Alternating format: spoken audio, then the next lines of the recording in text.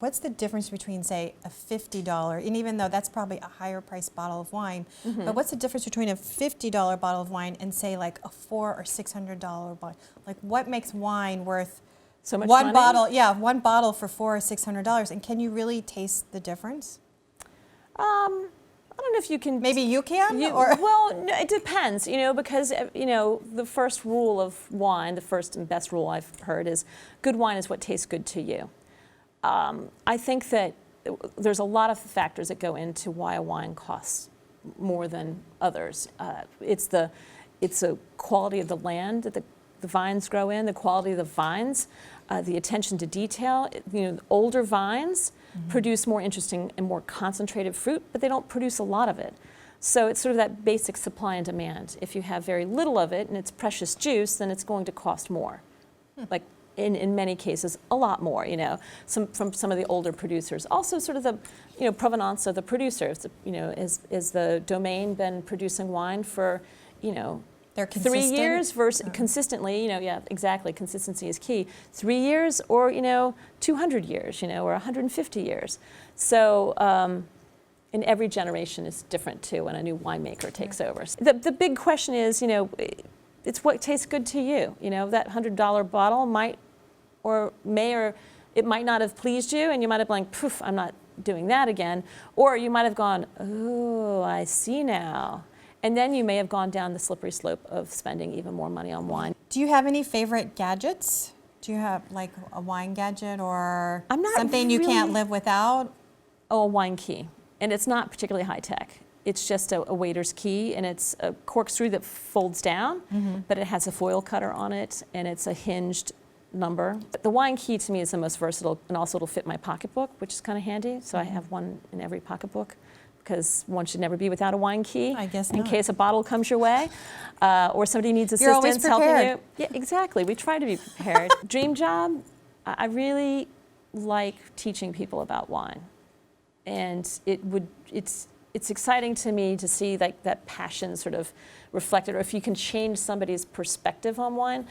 This very high-end tasting I did for a very wealthy financial company recently. This woman approaches the table and says, well, I don't drink Chardonnay.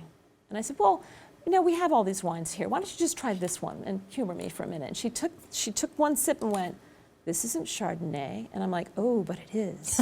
It's from France. So it sort of changed her world. She was like, I think I really want to drink red tonight, but I would definitely buy this bottle. People were like, they have preconceptions, and sort of half the battle is sort of getting past those preconceptions that you have about wine, and you can only do that if you try them. Right. I like the Vino Verde. I don't know if I can say that, but the Yes, you can, yeah. The Vino Verde that you had suggested before, that was really nice.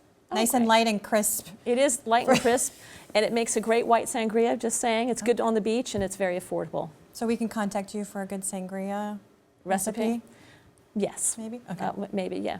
Or any other questions?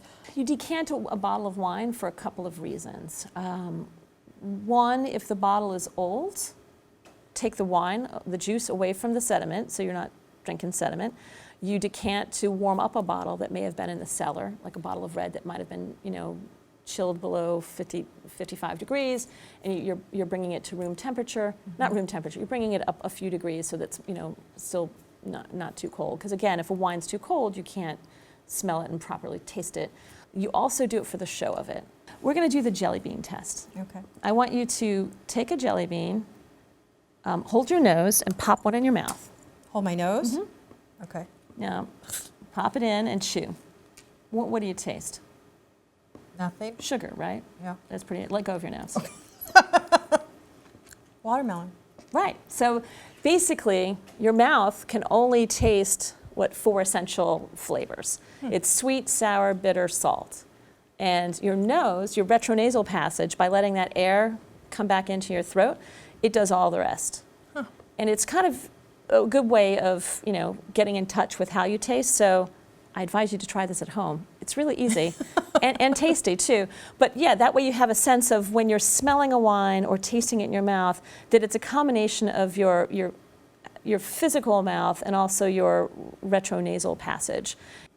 Hi, we're back again, and we're joined with Charles Carter. Hello. Hello, Charles, thanks for joining us. And Suzanne had just decanted a wine for us, and we're going to test it out, and then Charles may have a few questions also for you. That's great. Okay. So I think what we want you to do is we want you two to try the wine and tell me what you smell first. Okay. So do we? So now, Well, you can sort of, as one of my, you just pick up the glass by the stem, right? so this is the correct way. Yeah. I Okay. mean, that's, some people hold it this Should way. I hold my pinky up?